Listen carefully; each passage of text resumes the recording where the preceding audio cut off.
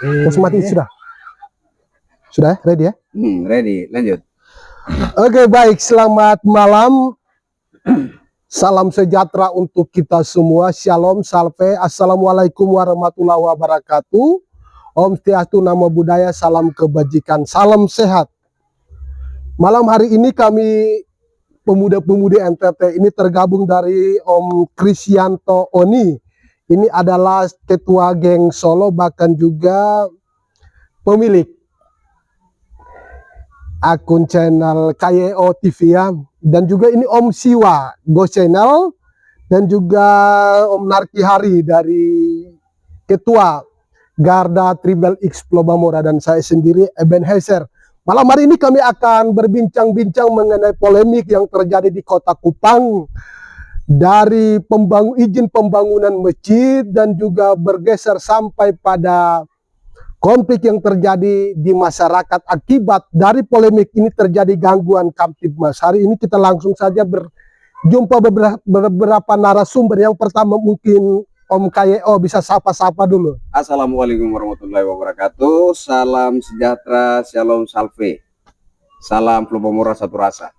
Untuk ke Om Siwa bisa sapa-sapa penonton dulu. Salam Pancasila dari bumi Plobamora. Om Narki. Ya juga ya, salam Pancasila dari bumi Plobamora. Oke, baik. Kita tidak bisa bertele-tele karena kita butuh komitmen pasti. Malam hari ini kita mengeluarkan pendapat kita dan statement kita mengenai polemik ini. Kita mulai dari Om KYO dulu. Apa yang Anda pikirkan untuk mengatasi solusi yang terjadi pada polemik ini, dan jangka ke depannya apa itu yang harus diambil sehingga polemik ini tidak berkepanjangan, karena ini sudah mengganggu Kamtibmas dan sudah menghambat pembangunan keharmonisan yang terjadi pada masyarakat. Terima kasih. Waktu saya berikan. Yes. Singkat saja begini ya. 4 hari yang lalu Bapak Wagub, Bapak Wali Kota, Bapak Bupati bertemu membahas tentang kelanjutan bangunan monumen Plobamora Rumah Pancasila. Nah, itu Pak Gub, bukan Pak Wagub. Pak Wagub kalau tidak salah. Pak Gub bersama Pak Gub dan juga ya. Oke. Pak Melki. Tapi ada baik. Tapi ada undangan juga, langsung ditelepon langsung oleh Pak Gub, telepon Pak Wali Kota. Siap. Lanjut. Dihadiri juga Pak Wali Kota. Oh begitu. Ya. Sama Bupati Kupang. Ya, sama Bupati Kupang. Oke. Intinya begini, kita mengapresiasi itu, bahwa ada satu niatan yang sangat mulia dari pemerintah provinsi, pemerintah daerah, pemerintah Kota Kupang untuk menunjukkan satu teladan yang bagus nih, bahwa kita mau menciptakan NTT sebagai rumah Pancasila. Nah, tetapi kalau kita lihat dari histori masa lampau, sebelum ada rencana membangun ini monumen Plobamora Rumah Pancasila, juga kita sudah punya semboyan Plobamora Satu Rasa. Artinya apa? Artinya NTT ini semacam sebuah corong nilai-nilai Pancasila kepada seluruh daerah di bumi Nusantara ini. Nah, sehingga ketika terjadi polemik ini yang bersinggungan dengan pembangunan rumah ibadah masjid, yang saya lihat arah-arahnya sudah mengarah kepada rasisme, SARA. Ya, oke, benar. Tentu saja kita sebagai aktivis yang sudah berkiprah selama ini, yang dikenal anti intoleran, ini mengganggu kita. Satu. Siap.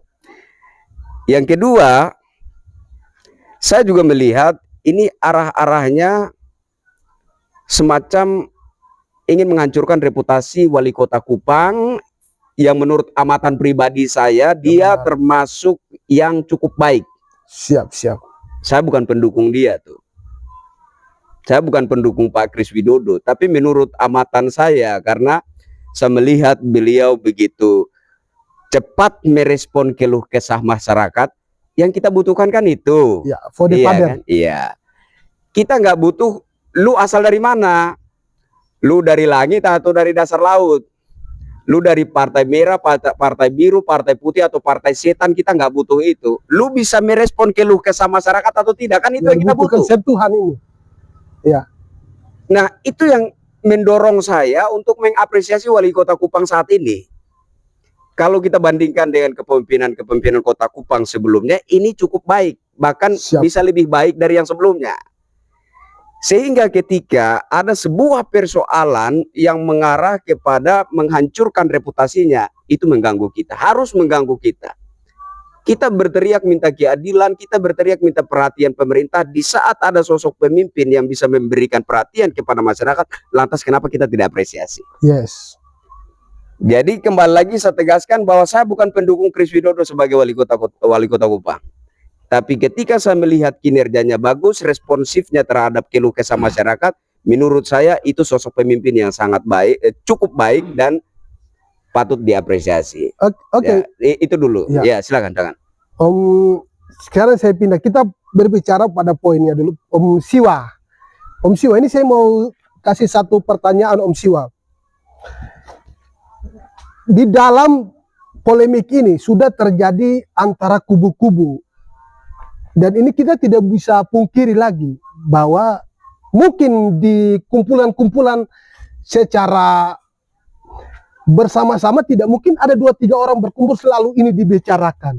Dan apa sih tanggapan Om Siwa dan langkah apa yang harus diambil pemerintah agar kasus ini jangan bertele-tele lagi. Sekalipun sudah ada damai, tapi luka di dalam hati ini, ada kekecewaan yang muncul ini. Yang namanya gelas itu sekalipun kita sudah pecahkan, kita rekat kembali, memang dia utuh, tetapi kita tidak bisa menyatukan seperti semula. Apa tanggapan Om Siwa sehingga tidak ada lagi yang sakit hati, baik itu kubu sebelah maupun kubu pemerintah dan kubu-kubu aksi protes ini?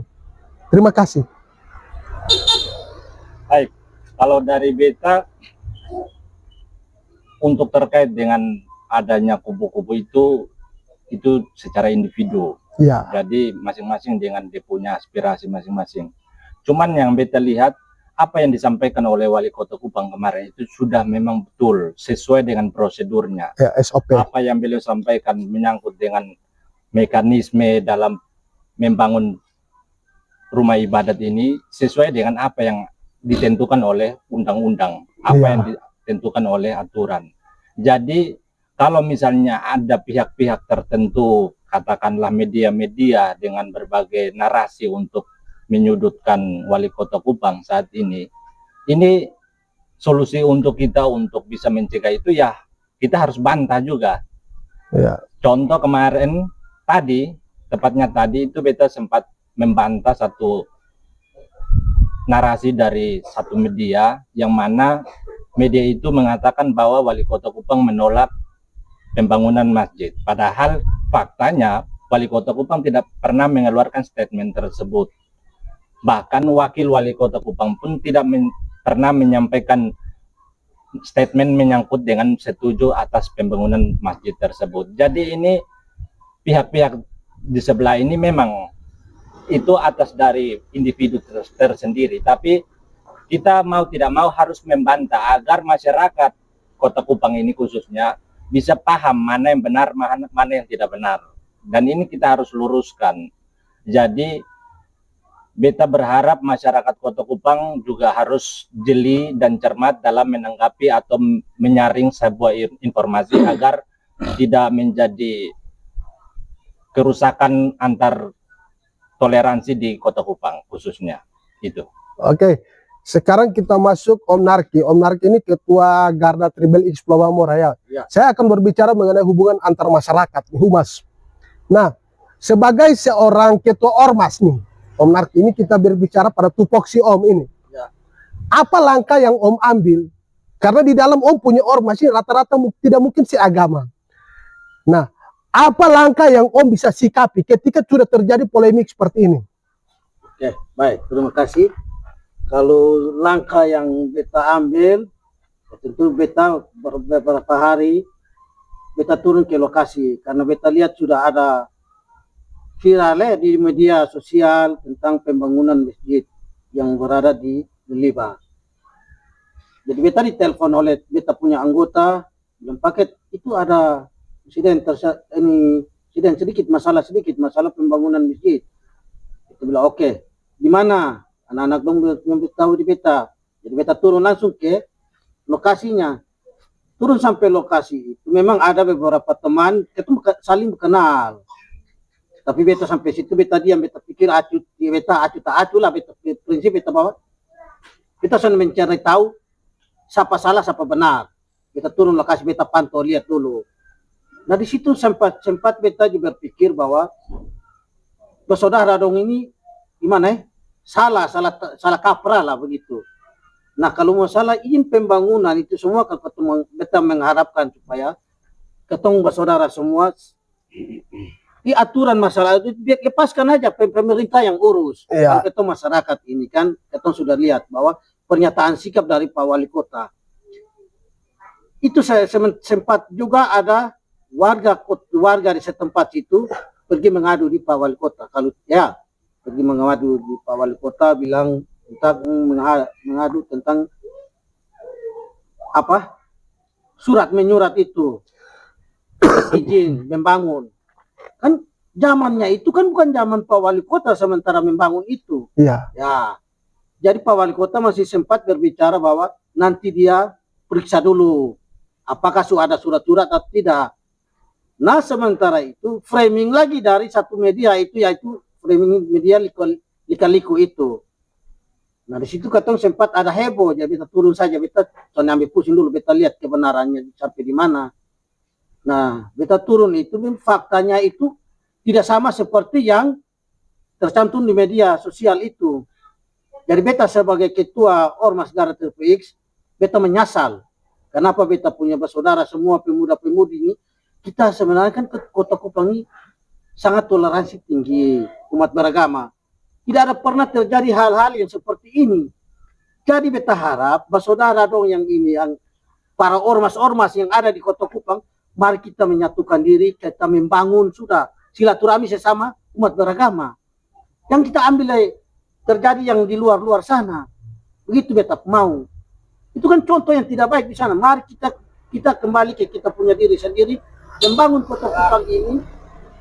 Kita membangun sama-sama Kota Kupang ini, kota kasih ini. Kita saling toleransi. Mari kita memberikan satu contoh untuk masyarakat yang di luar, bahwa inilah sosok anak Kota Kupang, anak NTT ini saling toleransi tinggi, membangun begitu abang. Mungkin itu tanggapan. Oke, ini sekarang saya kembali ke Om KYO. Nah, ini bulan 2 ada bulan 3 ini sudah masuk bulan Ramadan. Tentunya saudara-saudara kita butuh ketenangan dan kita juga persiapan Paskah. Jadi saudara-saudara kita butuh ketenangan untuk beribadah. Nah, sementara ini ada isu-isu miring dari media-media. Yang pertama, apa langkah yang Om tawarkan ke masyarakat luas ini agar Kamtibmas ini tetap terjaga? Itu yang pertama. Langkah apa, solusi apa yang Om tawarkan ke masyarakat sebagai seorang aktivis yang mencari keadilan bersama-sama untuk dirasakan masyarakat? Itu yang pertama. Om jelaskan dulu baru kita lanjut. Oke, jadi saya ingin membuka jawaban saya itu bahwa menurut saya Pak Wali Kota kemarin itu mengalami keteledoran. Kenapa saya bilang teledor? Karena situasi ini sedang memanas nih. Framingnya mulai liar. Ketika ada pihak masyarakat minta audiensi diterima sama Bapak Wali Kota, itu keteledoran. Semestinya pihak masyarakat yang minta audiensi tidak boleh diterima. Kenapa? Kenapa harus tidak diterima? Karena ini dia fadi-fader. Nah, bisa Bapak jelaskan? Begini, tadi saya sudah bilang bahwa framing isu ini sedang liar, tidak terkendali. Nah, dalam situasi seperti ini, Bapak Wali Kota semestinya bijak untuk tidak sembarang menerima tamu untuk audiensi. Siap. Itu menurut saya. Kan kita lihat sendiri dampaknya apa? Ya. Setelah Bapak Wali Kota menerima yang katanya pihak masyarakat ini untuk audiensi, kemudian salah satu dari masyarakat yang ikut audiensi kemarin membuat statement bahwa kemarin Bapak Wali Kota menjanjikan segel. Ya. Sementara Bapak Wali Kota mengatakan seperti yang tadi diterangkan oleh Om Siwa. Bapak Wali Kota ini kan baru menjabat, sementara persoalan ini sudah bergulir dari tahun 2021. Benar. Sehingga beliau katakan nanti kita periksa. Ya. Wajar dia bilang nanti kita periksa karena dia baru menjabat 2024. Jadi itu sebuah pertanggungjawaban yang tepat. Yang menjadi persoalannya ada oknum-oknum tertentu dari pihak masyarakat yang melakukan audiensi dengan Bapak Wali Kota ini provokatif, membangun statement seenaknya, mengatakan bahwa Bapak Wali menjanjikan segel, padahal Bapak Wali tidak mengatakan apapun tentang segel menyegel itu. Sehingga saya katakan Bapak Wali teledor karena situasinya sedang tidak terkendali. Nah, kemarin ketika ada sekda ke sana tinjau lokasi, Ya. ketika rombongan sekda itu sudah bubar, sudah kembali, di belakangnya framing isu lagi bahwa sekda datang menyegel, kena lagi. Sekda kan perwakilan dari wali kota. Ya.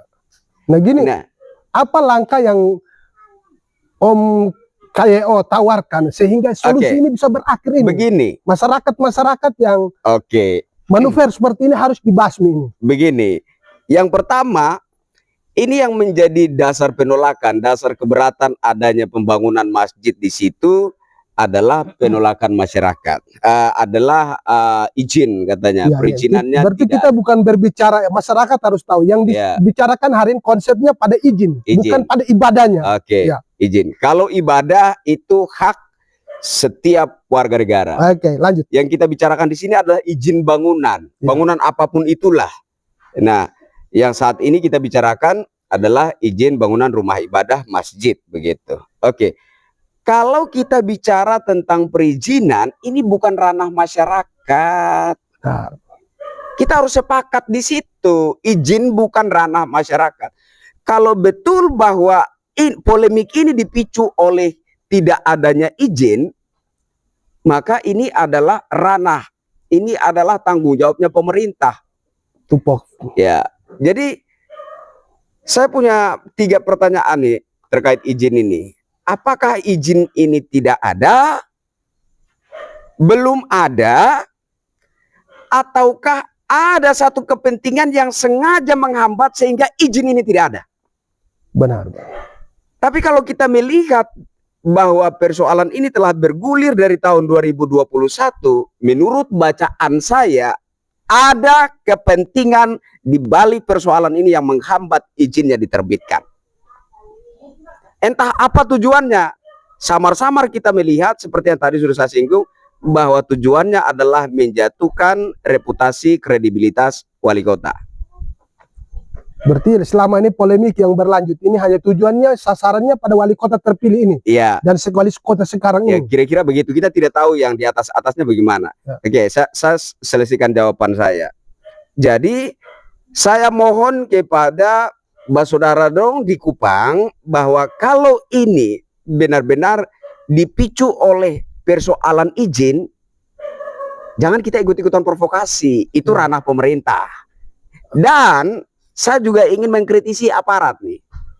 Polri, Polda Nusa Tenggara Timur, Polresta Kota Kupang. Ketika tinjau lapangan, tinjau lokasi, mengamankan situasi, ada oknum masyarakat yang melakukan kekacauan, amankan, tertibkan. Kalau persoalan ini adalah persoalan izin, itu bukan ranahnya masyarakat. Sehingga ketika ada oknum masyarakat di situ yang melakukan provokasi, amankan dia. Persoalan izin nanti kita urus dengan pemerintah. Tapi jangan ada provokasi untuk merusak, untuk meracuni Kota Kupang khususnya dan NTT pada umumnya dengan nilai-nilai intoleran. Kupang kota kasih, NTT Flobongora satu rasa. Toleransi ini sudah ditanamkan oleh nenek moyang kita dari sana. Ini harus kita rawat. Bagaimana mungkin seperti kata Bapak Gubernur, NTT ini mau menjadi rumah Pancasila, Flobongora rumah Pancasila, kita mau mengumandangkan nilai-nilai Pancasila kepada seluruh bumi Nusantara ini, bahkan kepada dunia. Pancasila mana, Pak? Bahkan satu izin rumah ibadah masjid saja rumitnya minta ampun, ribetnya minta ampun. Saya kira itu dulu tuh. Oke. Nah, tadi saya coba menyimak dari pernyataan Om KYO bahwa ini ada somethingnya, ini ada kepentingan tertentu. Nah, jangan sampai ada indikasi masyarakat, mungkin kita lihat sosial media yang sekarang lagi gencar-gencar, yang sering-sering dikaitkan dengan isu sara, kasus-kasus. Kita kembali ke belakang, kita historis dulu, melihat historis yang terjadi mungkin tahun lalu ke Padang, Sumatera. Ada penutupan ibadah, pembubaran ibadah. Jangan sampai itu. Menurut Om Siwa gimana? Kalau dari beta untuk terkait dengan izin, khususnya pertama terkait dengan apa yang disampaikan oleh Abang Kris tadi, memang semua terkait dengan izin itu tupoksinya pemerintah. Tapi kalau kita perhatikan dengan baik, itu ada kait-mengaitnya dengan masyarakat. Ya. Karena apa? Karena berbagai dokumen untuk pemenuhan syarat menuju izin itu ada hubungannya dengan masyarakat, seperti pengumpulan KTP, persetujuan dari masyarakat, jumlah jamaahnya berapa, itu kan bagian dari masyarakat. Menyentuh. Jadi kalau kita balik lagi ke izin, kita bisa saja bicara tentang izin, tapi balik lagi pada pihak yang membangun itu, apakah dia memenuhi dokumen-dokumen tersebut atau tidak. Kalau dia tidak memenuhi dokumen-dokumen persyaratan itu, izin pun tidak akan keluar, kan? Jadi balik lagi, ini ada timbal balik. Jadi bukan hanya pada posisi pemerintah, tapi dari pihak yang membangun masjid tersebut juga. Dia harus memenuhi dokumen-dokumen syarat-syarat tertentu untuk izinnya bisa keluar. Nah, kalau terkait dengan mungkin ada rasa kecewa dari masyarakat yang melihat dengan kejadian-kejadian yang khususnya terjadi di Pulau Jawa, seperti penutupan rumah ibadah, itu dua hal yang berbeda. Mungkin masyarakat di sini ada yang merasa kecewa dengan hal itu, sudah pasti manusiawi.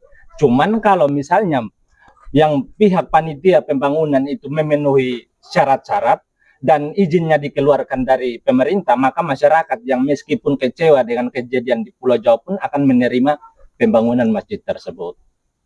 Dari beta begitu. Oke, ini sekarang beta tanya menyeluruh ya. Kira-kira kehadiran Om Bertiga ini, saya mau tanya, dalam pembangunan masjid ini sekalipun sudah clear ini, dari ini Muhammadiyah sudah, dari MUI sudah, dari pemerintah sudah mengambil jalan damai. Kita ambil langkah ini ke depan, solusi ke depan, jangan sampai terjadi. Nah, kira-kira saya mau tanya sebagai aktivis yang ada nih, Bapak bertiga ini mendukung ke depan untuk melanjutkan pembangunan atau menghentikan? Berikan solusi, dan jika mendukung alasannya apa, jika menghentikan alasannya apa?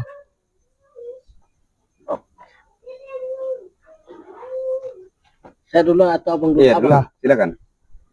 Ya. Om Narki jawab, saya dukung atau tidak? Kalau saya mendukung. Terus alasan? Alasannya begini. Yang tadi kita balik lagi kita bicara awal itu. Masalah surat menyurat atau dukungan terhadap masyarakat, terutama pembangunan. Nah, di sini saya sudah menyatakan dari awal itu saya sudah bilang, kita ini umat beragama ini, kita kakak adik semua, tidak ada yang bilang permusuhan. Kita orang NTT ini sangat toleransi tinggi. Mari kita memberikan satu contoh yang terbaik untuk masyarakat di luar. Jadi beta mendukung sekali, beta bilang terus membangun.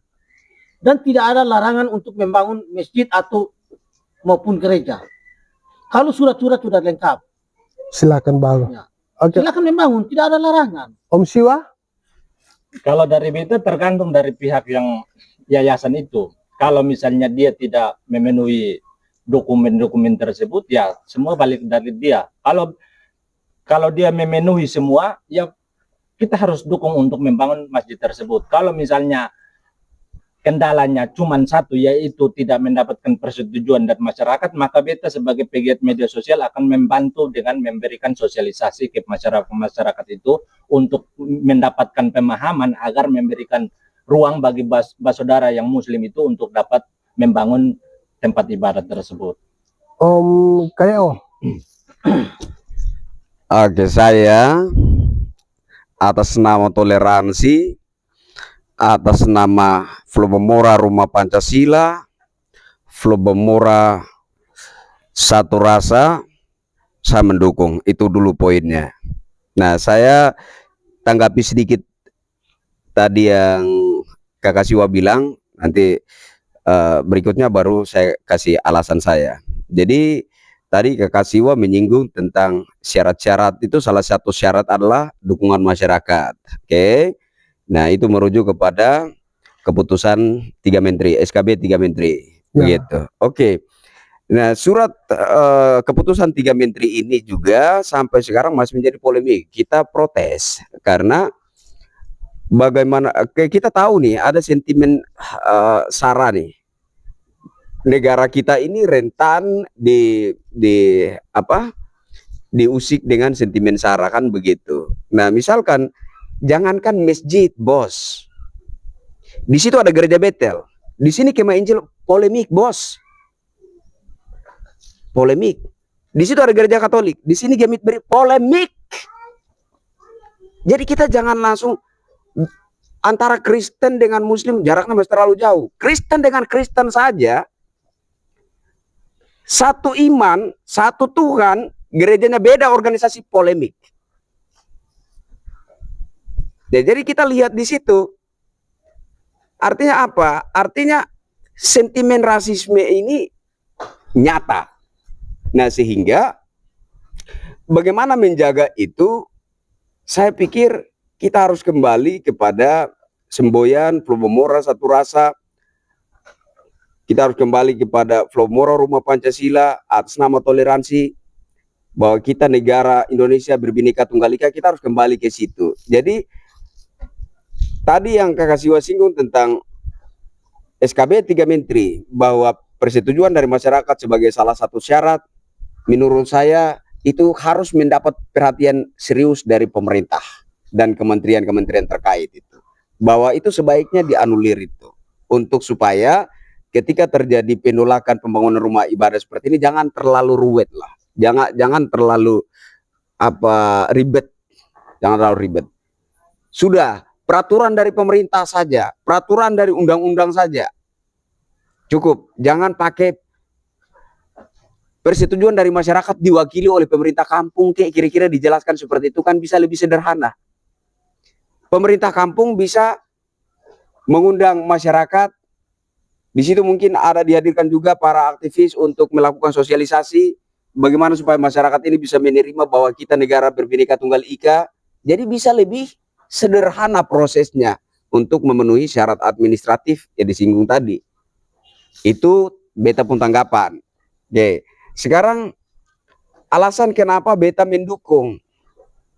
Tadi beta sudah singgung, tapi beta ingin menyampaikan ini lebih beta agak panjang sedikit, sudah apa kok? Ya. Oke, agak panjang sedikit, sudah apa? Oke. Jadi saudara-saudaraku, saudara di NTT, mari kita tunjukkan bahwa NTT ini tingkat toleransinya itu pantas menjadi contoh bagi daerah-daerah lain di bumi Nusantara ini. Tadi disinggung sama siapa ya? Tadi Kakak Eben bilang Jangan sampai ada sentimen karena di sana terjadi begini. Saya membacanya juga ke situ tuh. Ya, ya. Saya pikir meskipun itu cuma percikan-percikan mungkin ada. Tapi saya mau katakan begini, mereka di sana yang menyegel rumah gereja, pembangunan gereja, mereka di sana yang menggusur gereja, mereka di sana yang membubarkan ibadah. Mereka itu orang-orang bodoh. Masa kita NTT mau ikut bodoh seperti mereka? Siap. Saya kira itu dulu. Terima kasih. Berarti kita semua dukung. Dukung. Ya, oke. Berarti kita clearkan. Sekarang Kalau misalnya dokumen-dokumen lengkap kita dukung. ya tergantung dari Pihak administrasinya. ya. Kalau lengkap, kita 100% dukung. Saya jawab sedikit, sedikit. Tadi saya luput itu. Dokumen-dokumennya apa namanya? Syarat administratifnya sudah. Saya sudah lihat. Ya. Ada. FKUB ada. FKUB Sementara proses. atau Nah, apa? itu kan Itu syarat yang tadi kita maksudkan dengan persetujuan masyarakat itu ada. Oh, ada. Persyaratan tentang pengumpulan KTP segala macam sebagai syarat pendukung ada. Oke. Itu sudah ada sejak tahun 2021. Kemarin ada yang keberatan bahwa harus ada cap basah, diulang lagi tuh konfirmasi dari masyarakat tuh. Ada, akhirnya dikasih cap basah. Barusan diminta lagi satu-satu persetujuannya. Jadi KTP disertai dengan surat keterangan menyetujui dan ditandai dengan cap basah. Ada, begitu. FKUB saya kurang mengikuti update-nya, apakah sudah ada atau belum. Tapi nanti besok saya akan investigasi. Siap. karena yang kalau tidak salah kita sempat baca lari saja yang dari tadi yang data yang abang-abang tunjukkan, kita lihat belum ada dari Kesbangpol belum keluarkan. Kesbangpol, Nah, FKUB. jadi itu kalau misalnya kurang satu pun memang dia tidak bisa tembus kan? Ya, oke. Maksud beta begini. Kalau misalkan ada hal-hal yang bersifat administratif sebagai pemenuh syarat di situ kurang atau apa, kita sebagai masyarakat yang yang menganut paham Kupang Kota Kasih, NTT rumah Pancasila segala macam, kita itu seharusnya berpikir saling gotong royong untuk sama-sama memikirkan bagaimana sih supaya syarat-syarat itu terpenuhi. Itu menurut saya. Nah, jangan pula kita ikut nimbrung dalam polemik ini untuk semakin mengompori, memprovokasi, untuk semakin memanaskan ini situasi. Sayang loh, NTT yang dikenal indeks toleransinya begini tinggi, tiba-tiba terjadi konflik agama. Saya membayangkan itu, saya menyesal. Itu belum terjadi, saya sudah menyesal lebih dahulu.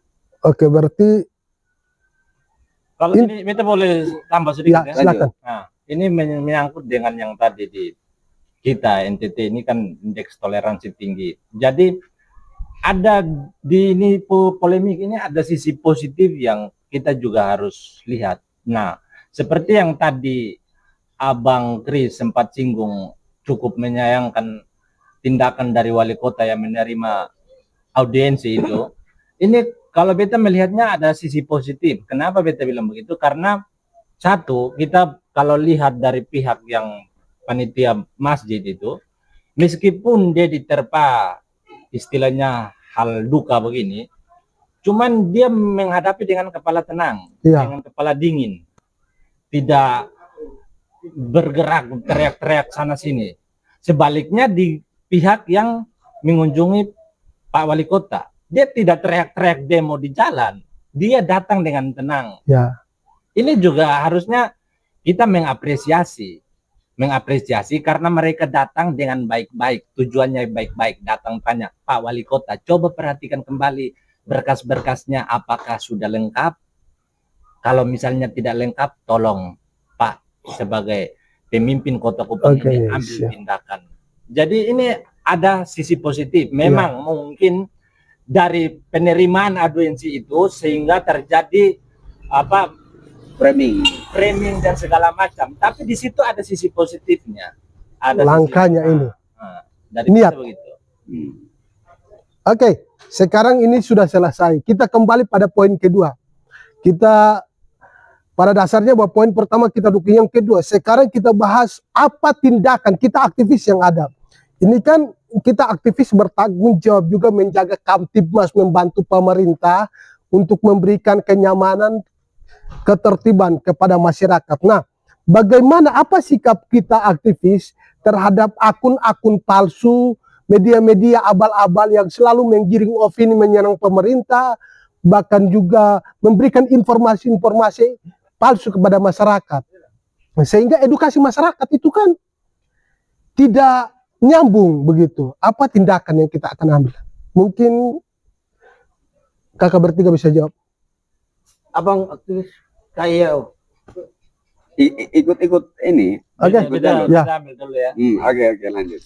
Nah, terkait dengan media-media, terutama channel-channel yang membuat narasi, framing, dan segala macam ini memang cukup disayangkan sih. Cuman apa boleh buat, ini memang ini ada bagian kepentingan yang terjadi sehingga dorang pun harus melakukan itu. Cuman kita mau tidak mau kita juga harus membantah itu. Lucunya ada satu media itu ya cukup terkenal lah di NTT ini. Sebut nama ya, jangan. Boleh, silakan. Nama saja. Abang sebut nama, karena ini bukan nama asli. Ya, ya, itu akun Lika-Liku NTT. Lika-liku ya. Jangan sampai ini Bu admin. Akun Lika-Liku NTT ini saya tahu beta, tapi dia Patut itu dicurigai. Ya, begini, patut. akun Lika-Liku NTT itu saya tahu beta, dia itu sering meng-up kasus-kasus tentang perselingkuhan, Aib. ya kan? Tentang perselingkuhan. Jadi beta setahu beta itu beliau itu jago, dia punya pemikiran itu jago berhubungan dengan selangkangan. Kok dari bagian selangkangan berpindah ke agama itu bagaimana? Korelasinya ini. Dari neraka pindah ke surga. Ini Mungkin karena sudah insaf. jadi beta agak cukup sayangkan karena ini akun Lika-Liku NTT ini dia memang semacam ada kesengajaan. Contoh, beta kemarin sempat lihat tuh ada akunnya Pak Matalib masuk komen. Pak Matalib bilang, kakak coba lihat berita di Expo NTT. Itu tujuannya yang narasi Pak Wali Kota menyangkut dengan undang-undang aturan itu adalah panglima tertinggi. Siap. Tujuannya supaya ini admin ini bisa mendapatkan wawasan yang lebih luas terkait dengan ini polemik. Cuman dia malas lihat. Artinya dia memang sengaja buat perpecahan antara rakyat dengan pemerintah. Sengaja buat perpecahan antara rakyat dengan rakyat. Bahkan sengaja buat perpecahan antara agama dengan agama. Berarti ada menstria di dalam. Iya. Tapi abang beta tanya sedikit. Itu yang abang Matalib suruh dia balas WA-nya itu dia tidak respon atau kemana? Tapi itu pernyataan yang dimuat oleh Pak Wali Kota di Expo itu benar. Ya, sabar lanjut. Ya maksudnya yang pernyataan Pak Wali terkait dengan yang pembangunan ini, kalau misalnya dokumennya sudah lengkap, silakan lanjut. Ya. Yang Expo NTT kan terkait dengan itu. Tujuan Pak Matalib sampaikan pada Lika-Liku NTT ini supaya melihat berita itu bahwa Pak Wali Kota tidak pernah mengeluarkan statement menolak pembangunan masjid. Tapi sayangnya kita punya saudara Lika-Liku yang hidupnya penuh Lika-Liku ini menolak. Iya. Abang dia menolak melihat berita itu. Entah dia memang dia kan jawab bilang malas. Entah dia malas atau apa, tapi beta melihatnya dia memang sengaja. Jadi cukup disayangkan karena dia yang hobinya membuat perpecahan di bagian selangkangan, sekarang buat perpecahan antar umat beragama. Itu bahkan ada yang meninggal loh gara-gara shock dengan informasi yang dia naikkan itu katanya kan. Ada kan? Pernah ada ibu yang meninggal gara-gara kasus anaknya di up sama Lika-Liku itu katanya. Nah, kalau begitu apa harapan? Nah itu tambah sedikit. Ini yang terkait dengan apa? Ini polemik yang terkait dengan pembangunan masjid ini, kita lihat unsur SARA kan. Cukup disayangkan lika-liku yang membantai isu SARA ini berusaha untuk meluruskan isu SARA ini, justru membuat SARA di dalam lagi, yang mana dia mengatakan wali kota Tionghoa. Nah, Ya kan, dia yang berusaha membela kasus ini, malah dia yang membuat isu SARA kembali. Lalu kalau misalnya dia merasa bahwa wali kota Tionghoa, apakah waktu Panarki coblos Pak Wali Kota Panarki Tionghoa? Wah. Kan tidak kan, itu sama saja, dia bukan menyerang Pak Wali Kota, tapi dia juga menyerang masyarakat yang memilih Pak Wali Kota, begitu. Dan kalau dia mengatakan Wali Kota Tionghoa, artinya dia mau mengatakan bahwa dia sebagai pribumi adalah pribumi yang rasis. Itu dari saya. Ya gini, maksudnya gini, apa yang kita harapkan dari tindakan itu, baik itu aparat keamanan maupun pemerintah dalam mengatasi akun-akun ini, akun abal-abal, akun-akun rasis seperti ini. Nah, ini cukup agak ribet juga, agak rumit sedikit, karena kemungkinan besar ini bagian-bagian ini ada backingannya. Ya. Ada backingannya yang mana itu yang seperti yang tadi Abang sampaikan. Jangan sampai backingannya itu sanjungan-sanjungan mereka. Nah itu ini jadi kalau kita secara beta yang sebagai masyarakat awam ini hanya bisa membantu lewat meluruskan informasi-informasi miring yang ada di media. Tapi kalau misalnya menyangkut dengan cyber, nah ini beta bisa pikirkan 2 kali lipat, karena kemungkinan di belakangnya ada backingan. Oke, menurut Om kayak gimana? Kalau menurut saya begini, ini pertama-tama saya minta maaf dulu sama Ibu Sirena ya, Ibu Wakil Wali Kota. Saya awalnya sudah membangun kesimpulan pribadi nih, persepsi pribadi, bahwa opini yang dinaikkan sama akun Lika-Liku ini adalah pesanan Ibu Sirena. Saya pertama di awal saya sudah bangun kesimpulan itu. Kenapa? Karena saya ikuti ketika dia nge-up informasi yang berkaitan dengan wali kota, berkaitan tentang dia kepemimpinan Kota Kupang ke depan, itu selalu adu domba antara Pak Wali Kota dengan Ibu Sirena. Oke. Kemudian akun-akun yang komen itu saya cek kebanyakan robot. Nah, yang robot ini biasa yang pakai robot pemangku kepentingan. Setahu saya. Siap. Karena saya pernah juga jadi manajer di perusahaan digital ini. Saya juga paham bagaimana harganya, berapa itu satu komentar, saya juga paham. Siap. Begitu.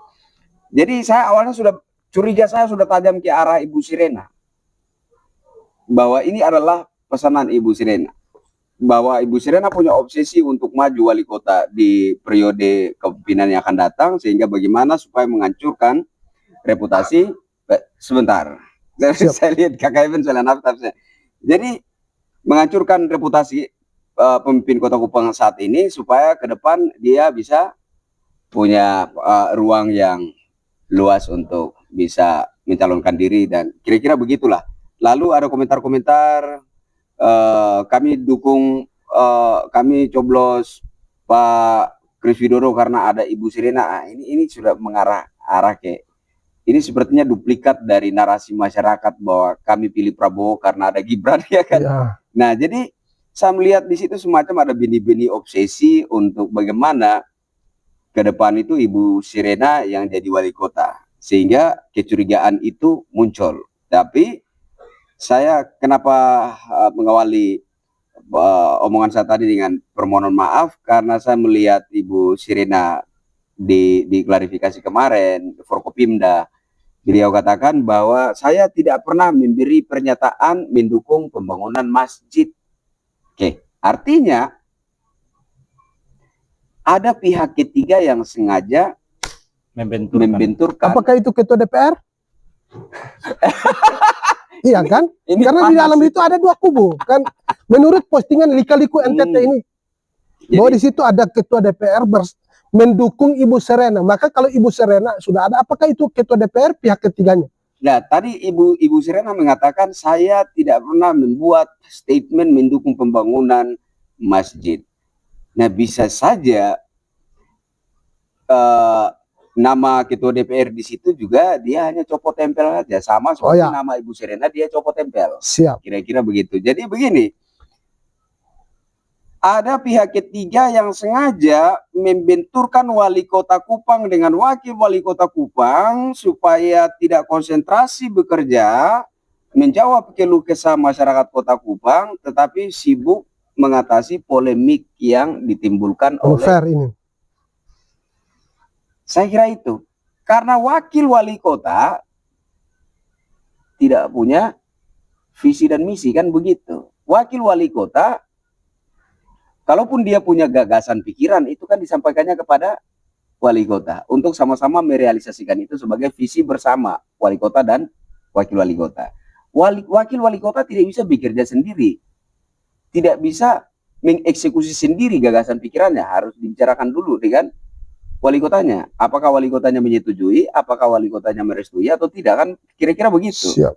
Jadi itu tadi saya kembali kepada kesimpulan bahwa ada pihak ketiga yang sengaja membenturkan wali kota Kupang dan wakil wali kotanya sehingga tidak konsentrasi bekerja, hanya sibuk mencari solusi dari polemik yang timbul oleh opini-opini provokatif mereka, sehingga ujung-ujungnya akan mendapat reputasi pemimpin gagal di periode ini. Kira-kira saya membaca tujuannya ke situ. Harapan gimana? Bagaimana cara memberantas ini? Apa permintaan Om KYO, Om Siwa bersama dengan Om Narki terhadap pihak APH dan juga pemerintah terhadap akun-akun abal-abal dan akun-akun provokatif ini? Akun-akun ini bagaimana cara memberantasnya? Dan harapan apa kepada pihak APH, aparat keamanan, agar bisa membasmi akun-akun yang meresahkan masyarakat ini? Saya dulu ya. Ya. Ya, saya berharap dari aparat penegak hukum, mungkin itu tupoksinya cyber ya. Saya berharap supaya cyber Polda Nusa Tenggara Timur bisa lebih sigap, lebih cepat menanggapi ini, karena terjaganya Kamtipmas Nusa Tenggara Timur itu kalau tidak salah itu juga bisa menjadi faktor penentu kesuksesan bapak-bapak sebagai aparat, ya kan? Saya berpikir begitu, sehingga yang begini-begini secepatnya ditanggulangi lah. Saya kira begitu. Itu harapan saya kepada aparat penegak hukum. Om Siwa? Kalau dari beta, pertama terkait dengan dari pihak aparat itu harus diambil tindakan yang tegas. Jangan menjadikan ini sebagai satu kepentingan dan jangan memelihara akun-akun seperti itu. Kalau misalnya tidak ada dalam bagian dalam akun tersebut, maka ambil tindakan tegas. Kalau misal pun ada anggota-anggota yang mungkin terlibat di dalam, segera bersihkan. Karena ini bukan hanya merugikan satu pihak, tapi juga akan merugikan masyarakat serta merugikan nama baik Kota Kupang khususnya. Dan juga untuk terkait dengan pemerintah Kota Kupang, ini harus ada kerjasama yang baik. Kerjasama antara pemerintah dengan aparat, pemerintah dengan masyarakat juga. Dan beta sebagai masyarakat juga mau mengajak saudara yang masyarakat Kota Kupang khususnya untuk jeli, cermat dalam menerima sebuah informasi. Kalau misalnya kita melihat informasi itu adalah informasi hoax, maka mari kita sama-sama meluruskan informasi itu agar tidak merugikan saudara, terkhususnya keluarga kita masing-masing. Om Narki? Oke, baik. Kalau dari saya, harapan dari saya terus terang, saya minta untuk tindak lanjuti dari TNI pun juga harus terlibat, maupun dari dan itu juga harus terlibat, dengan Polri juga harus terlibat untuk basmi akun-akun palsu ini. Karena seperti balik lagi kita ke belakang, seperti kayak Kak Oni, Kak Siwa ngomong tadi itu kan bilang bahwa ada akun-akun palsu ini sangat banyak. Tergantung dari itu pernyataan sikap yang di Kaliku buat itu mengadu domba antara Ibu Serena dengan Pak Wali Kota itu memang sudah bukan baru. Dan kemarin kan sudah disampaikan Ibu Serena bahwa Ibu Serena tidak pernah membuat statement begitu. Dan Pak Wali Kota juga. Tapi ini kan dia yang membangun. Jadi alangkah baiknya harus ambil tindakan secepat agar supaya jangan terjadi hal-hal yang tidak diinginkan. Seperti tahun-tahun lalu lah. Memecah belah antara suku dan agama. Kita harap kita di sini semua ini kakak adik. Kita akan ketemu di jalan juga. Oh, ini biar saudara kawin-mawin. Jadi kita harap tolong ditindaklanjuti secepatnya mungkin. Karena apalagi kita lihat ini sekarang kan mulai sedikit hari kita punya saudara umat beragama Islam ini kan, Muslim ini kan mau mengadakan puasa. Habis itu kita juga umat Kristen mengadakan Paskah. Jadi kita harap bagi aparat keamanan mau dari Polri, TNI harus cepat ambil tindakan akun palsu ini. Di media yang mana saja, tolong cepat ditangkap orang-orang seperti ini. Ini tidak bisa. Oke, baik, terima kasih sudah saksikan diskusi kami hari ini. Saya mau sampaikan kepada semua warga Nusa Tenggara Timur maupun warga diaspora di mana saja berada, khususnya warga Indonesia, dengarkanlah suara hati kami. Mari kita rawat persaudaraan, mari kita pupuk toleransi agar kita semua berada dalam kedamaian. Indonesia rumah kita bersama, Kota Kupang rumah kita bersama. Kita punya kamar yang berbeda-beda. Biarkanlah mari kita sama-sama melakukan kamar sendiri-sendiri dan membangun hubungan kita agar toleransi kita tetap terjaga. Kami dari aktivis Kota Kupang, kami mengucapkan salam toleransi. Mari kita pupuk persaudaraan. Terima kasih. Selamat berjuang. Salam hormat. Salam Salam Pancasila. Salam Pancasila juga. Salam toleransi. Tapi Salam ngomong-ngomong, toleransi. kita dengar ini tadi ada narasi yang dibangun oleh saudara kita tentang Lika-Liku. Ini asik. Ini beta senang dengar itu pernyataan sikap yang dibangun oleh saudara saya. Siwa. Next. Nah, lanjut aja itu.